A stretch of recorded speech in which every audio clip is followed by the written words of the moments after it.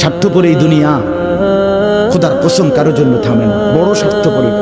হ্যাঁ, যেদিন বাপের জানাজা পড়ে, যেদিন বাপের লাশ কবরে দাফন করে, সেদিনও বংশধর সন্তান ছেলে মেয়ে ঘন্টাখানিক 2-4 ঘন্টা কাইন্দা কাটটা হইল, রাতের বেলা ঠিকই ভাত খায়। হ্যাঁ, পাশের ঘর থেকে খানা আনে, বাবারা ঠিকই খায়। স্বার্থপর দুনিয়া যে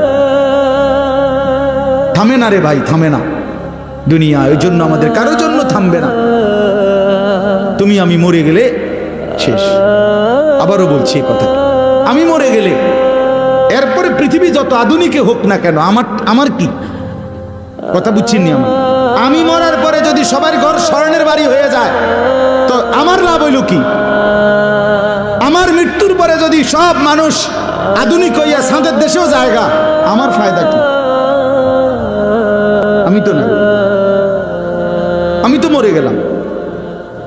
যে কবরে চলে গেল সে কি আর ফিরে আসবে? আল্লাহ আমাদেরকে বুঝ দান করেন।